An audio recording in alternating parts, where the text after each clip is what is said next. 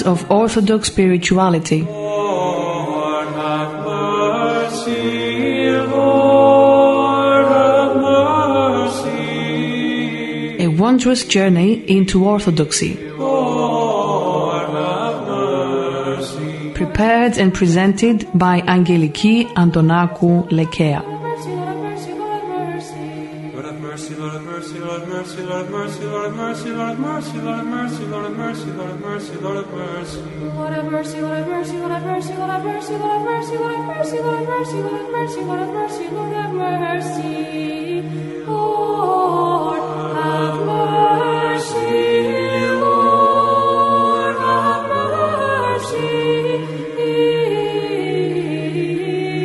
Lord have mercy.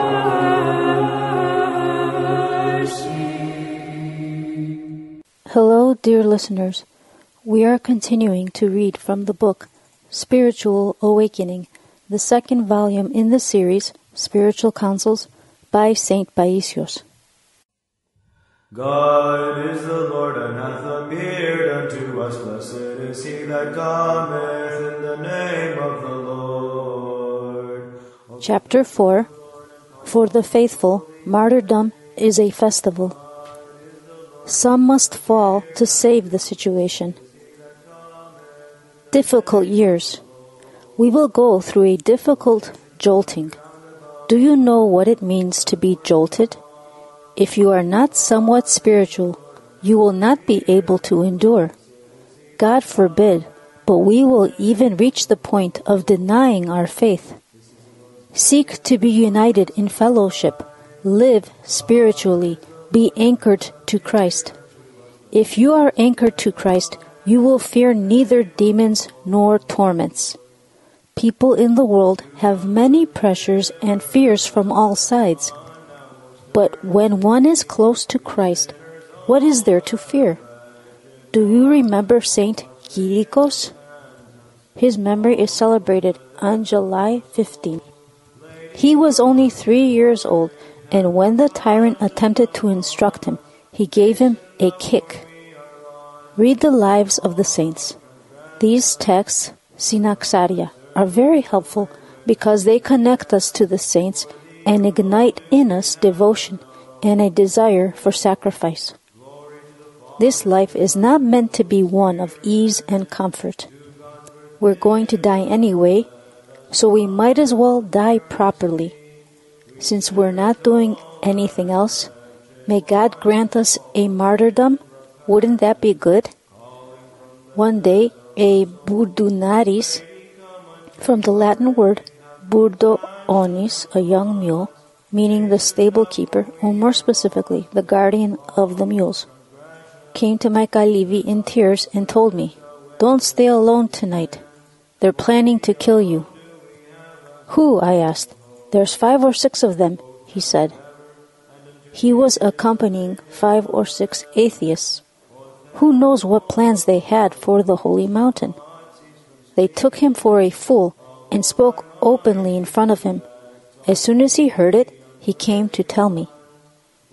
That night, as I was going to bed, I heard a slight rattle, like a little bell on a dog. I looked through the window and saw 3 young men. "Open the door, old man," they shouted. But I answered, "What are young men like you doing wandering around at night? Don't you have any brains? You look suspicious."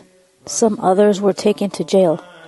I have no appetite for conversation at this time of night. "Should we come tomorrow?" they asked. "Come tomorrow any time you want, and if I can, I will see you," I reassured them. After I sent them away, I noticed that the light of their flashlight was not moving. They had stopped a little further up the hill. I got up, got dressed, put on my monastic habit, and waited for them, feeling all the while an inner peacefulness. The next day, 3 groups of 3 men came to visit, but none of them were the 3 of the night before. Of course, they know that they won't find money on me because I don't have any. They come and argue with me only about spiritual matters. Another time, A very large man who had a body like a gorilla came to my kalivi and sat down quietly to one side. I was saying to a group of people, "You're only good for parades, not battles. Christ sacrificed himself. We have Orthodox Christianity with martyred saints who are still helping us. If they had not died for the faith, who knows what we would be now?" All of this talk seemed to have enraged him. People came and went, but he stayed off to the side. He seemed very intent. There was a coldness. Finally, the last of the people left. So I told him, "It's dark now. Where will you go?" "I'm not concerned about that," he said. "But it concerns me. Off you go," I retorted. Then he lunged at me and grabbed me by the throat. "You and your gods," he said. When I heard him saying, "your gods," I felt as if he was cursing God. What am I, a pagan to him? So I told him boldly, "What gods, you godless man? I worship the triune God. Go, get out of here." And with that, I gave him a push and he fell to the ground and rolled up. How he got out through the gate, I don't know. After this, I thought to myself, if I were to be hanged upside down to be tortured, this would at least help put the hernia back in its place. The incident occurred in 1987 when the elder was suffering from a hernia. That fellow had stayed to the end with evil intentions, since he grabbed my throat and tried to choke me to death. Whoever is determined to die fears nothing. Today, for one to be able to face the difficulties he encounters, he must have Christ in his heart, from whom he will receive divine consolation in order to have the sense of self-sacrifice. Otherwise, what is going to happen at a difficult moment? I read somewhere that Abdul Pasha, Mehmet Emin Abdullah Pasha, was the governor of Thessaloniki during the years 1821 to 1823, had taken 500 young men from the holy mountain. Some of them were novices, and some had gone there to hide. It seems that back then, during the Greek Revolution, people took refuge on the holy mountain because the Turks rounded up young boys to turn them into janissaries. Of the young men Abdul Pasha gathered, those who did not deny Christ, he would hang from the tower at Uranopolis. Of those he gathered on the holy mountain, only 5 were martyred, while the others denied Christ and became janissaries. It takes bravery. It is not a trifling matter. If one has wretchedness and selfishness in his heart, he cannot have divine power, and then how can he face such a situation? I was impressed by what one of the bishops of the Patriarchate said to me. I had previously noted, what are we coming to? On the one hand, we have ecumenism. On the other hand, we have Zionism, and now Satanism. Soon we'll be bowing to the devil with his 2 horns instead of to the 2-headed eagle. Then he told me, today it is rare to find a bishop like the Bishop of Caesarea, Paisios II. Metropolitan of Caesarea, born in Fadassa of Cappadocia in 1777, he studied at the Flavianon Theological School of St. John the Prophet and Forerunner, and later in Constantinople, where he was ordained deacon and priest. Ordained Metropolitan of Caesarea in 1832, he struggled boldly to save Hellenism in his eparchy. What did Paisios II do?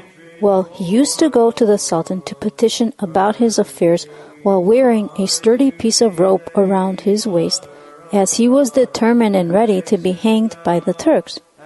It was as if he was suggesting to the Sultan, don't bother to look for a rope and delay. If you're going to hang me, here, I have the rope ready. For the difficult issues of the church, he was the one sent to the Sultan. Many times he saved the Patriarchate from dangerous situations. In his old age, he would be taken to Constantinople on horseback in a large basket. with a counterweight on the opposite side of the horse. Once the Turks had issued an order calling on Greeks to serve in the Turkish army. Christians had a hard time serving together with Turks because they could not carry out their religious duties. In the meantime, the Russians had asked the Turks not to prevent the Greeks from observing their religious duties. The Patriarch called upon Paisios and sent him to the Sultan. He then appeared before the Sultan again, wearing the rope around his waist. The Sultan told him the Greeks must be conscripted to serve the country.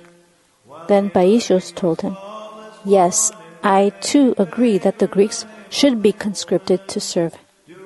After all, these lands belong to them from long ago, but because we have a different religion, they must be placed in a separate army with their own officers so they can observe their religious duties.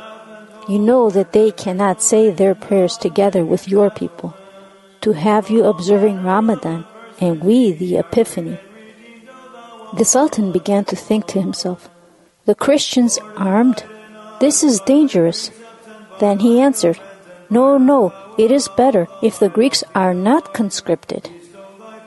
On another occasion, the Armenians had asked the Sultan to grant to them the Balukli and were successful in getting his approval. Later, Paisios went to the Sultan to discuss this matter. The Sultan noted, the Balukli once belonged to the ancestors of the Armenians, and they should have it. Then Paisios agreed with him. Yes, they should have it, because when we know that an area once belonged to our ancestors, we should take it. Give me a document to sign with you about the Balukli, for I have come as a representative of the Patriarchate. He signed too. Then he took out a Constantinian florin, a gold coin depicting Saints Constantine and Helen worn as an ornament or as a phylacton, and said, "The Armenians should have Balukli, but then we should have Hagia Sophia, for it is ours. It belongs to our ancestors, and you must give it to us." And he showed the Constantinian florin. Paisios was accompanied by a Russian officer who had arrived in the city by ship to serve as a witness. At that moment, the Sultan found himself in a dilemma and rescinded his decision about the Balukli. No, the Balukli is yours," the Sultan relented. The Sultan had to either rescind his decision about the Balukli or else grant Hagia Sophia to the Greeks. You see how Paisios was so effective in turning them around? And he was able to do this because he was fully prepared to die. If one has not made the decision about death and is not prepared to die, nothing can be achieved. It all starts from there. Denial of the faith was redeemed by martyrdom. Today, most people would prefer that others get the snake out of its hole. Fine, but if they are unwilling to get it out, at least they could give a warning. Be careful, there may be a snake in that hole. This way, one can approach an issue with some degree of caution and preparedness. But even this is not done.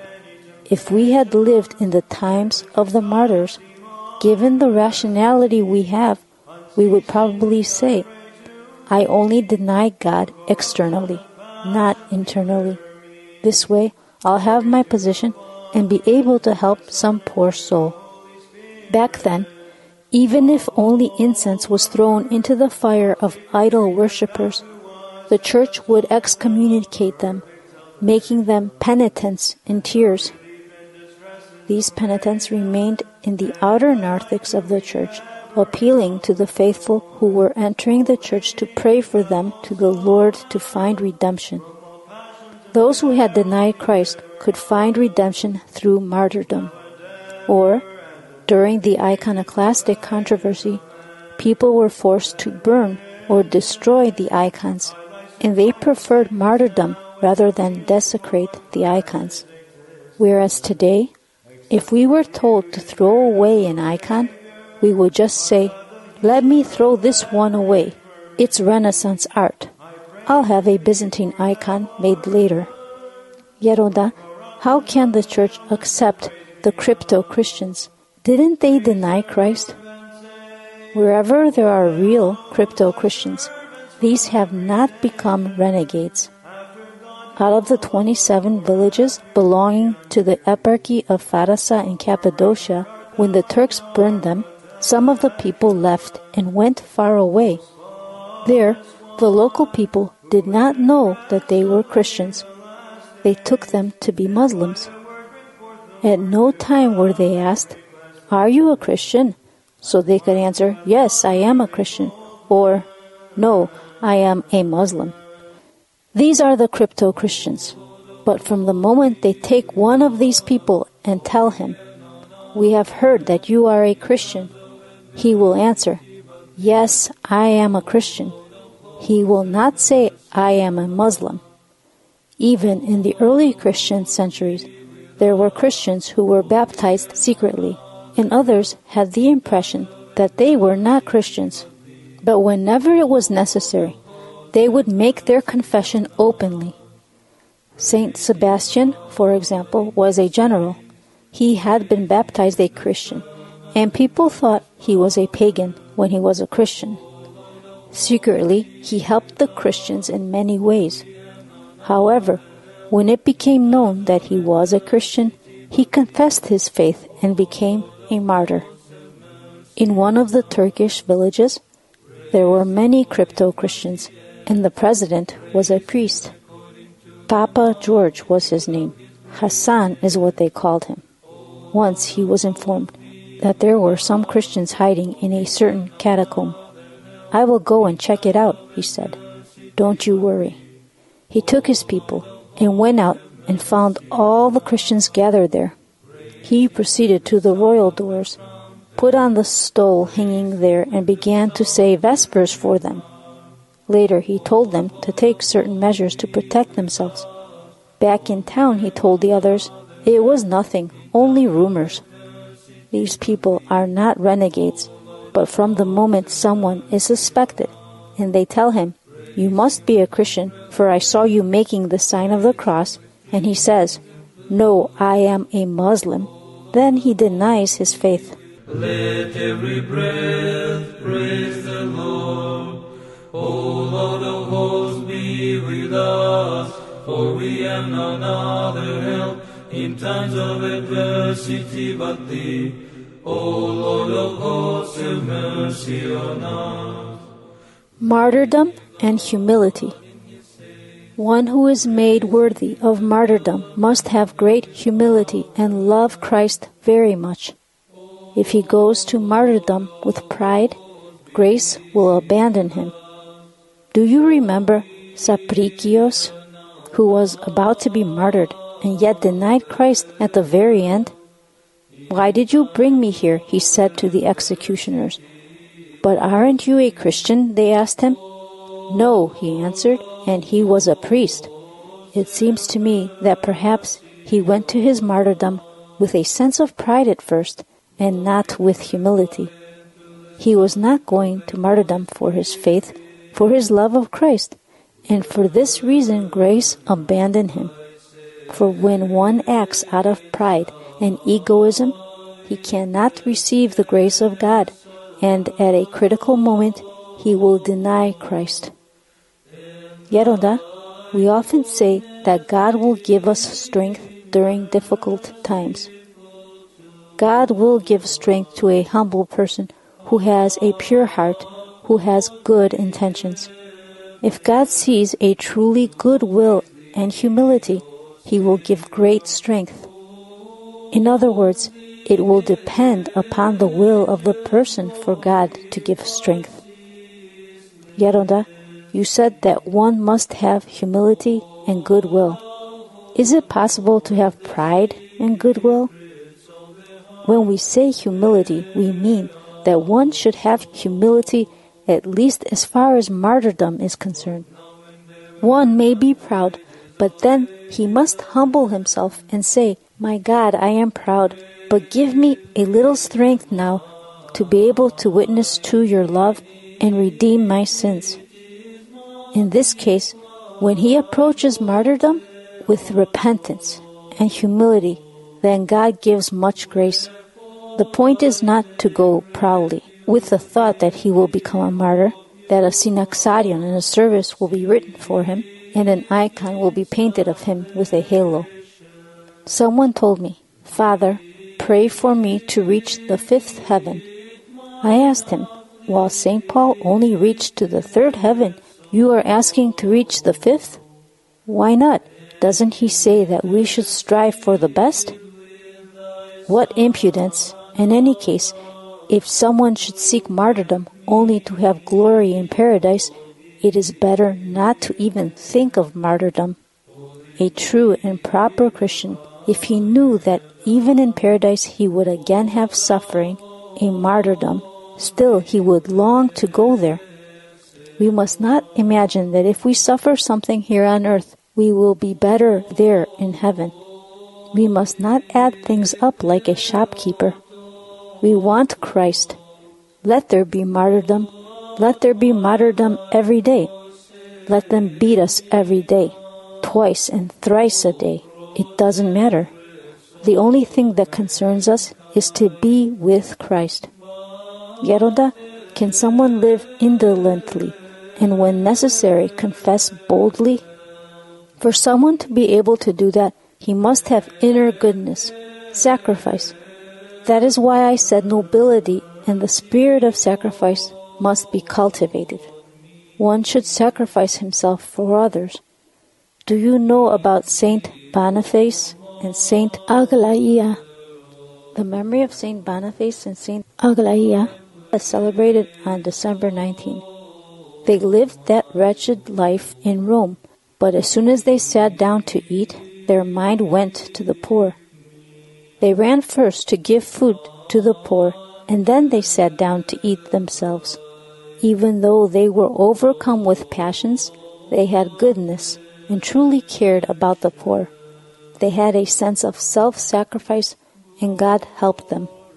Even though Aglaia lived a sinful life, she loved the holy martyrs and cared about the holy relics.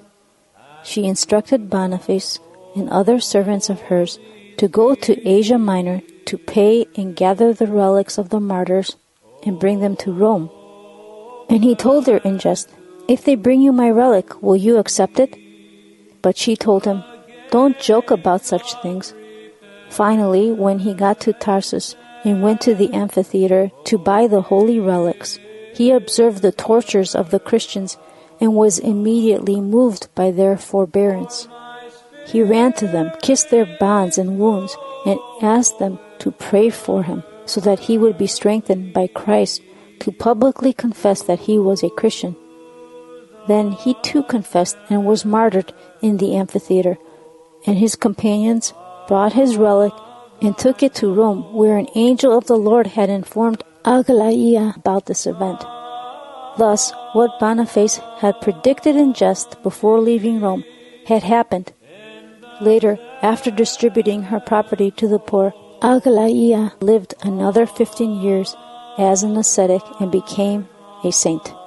You see, they were not helped at first, and their life had deviated into evil. But they had the spirit of sacrifice, and God did not abandon them.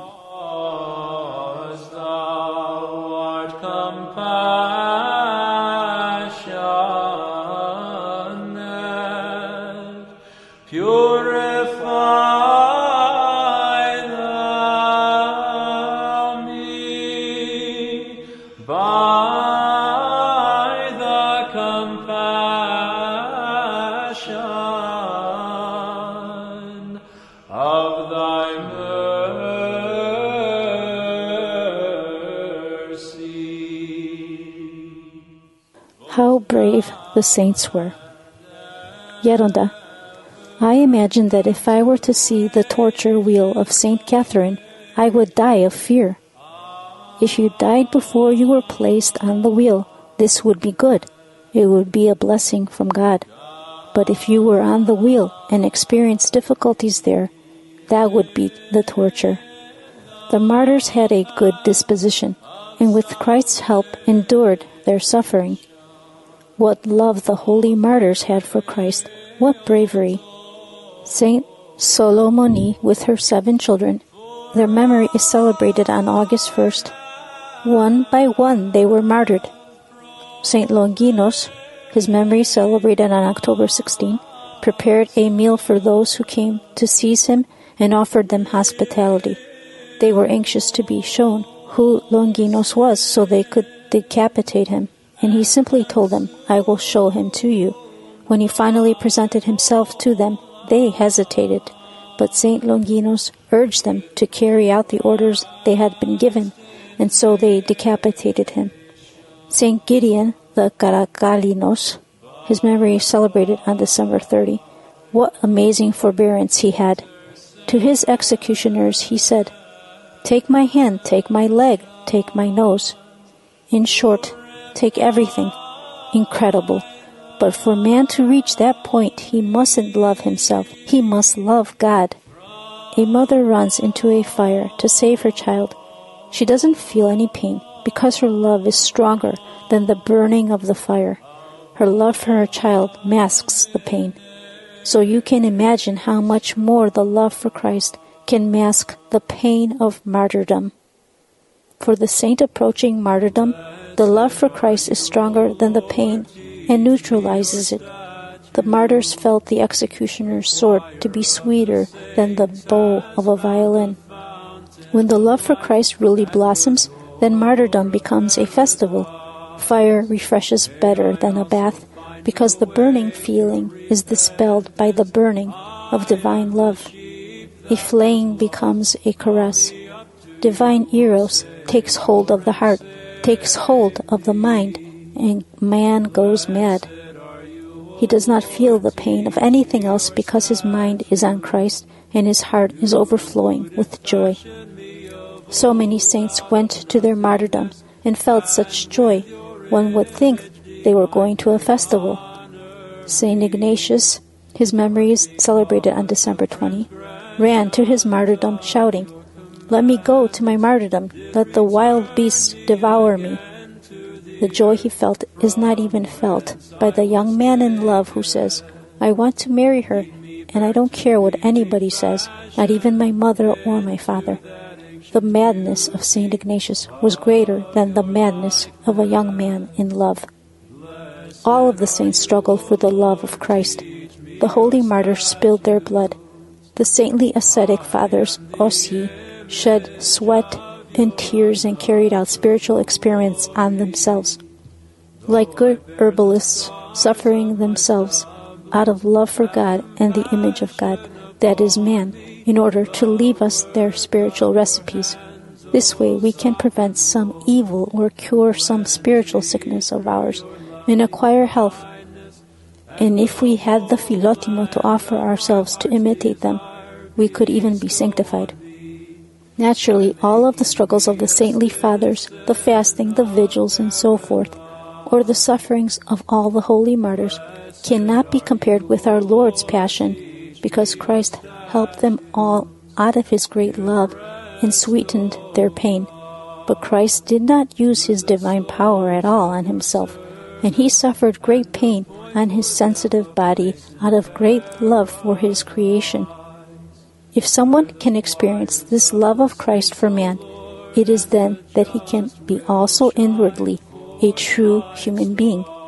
Otherwise, he will be more insensitive than even God's inanimate creations, such as the sun, since it too felt Christ's passion and darkened itself, being unable to bear the awful sight. The earth too shook with terror when it beheld the passion of Christ. Even the rocks were broken into pieces. The tombs too were so shaken as to awaken many of the long dead, who came out to protest the people's ingratitude toward God, their benefactor and Redeemer. Cry, holy are you, O eternal Father, and Son also eternal, and Spirit divine. Dear listeners, our show has come to an end. Thank you for listening.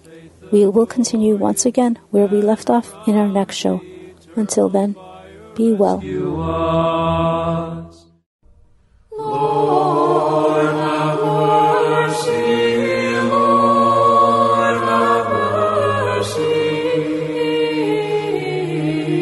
mercy. Lord, have Readings of Orthodox Spirituality. Lord, have mercy. Lord, have mercy. A wondrous journey into Orthodoxy. Lord, have mercy. Prepared and presented by Angeliki Antonakou Lekea.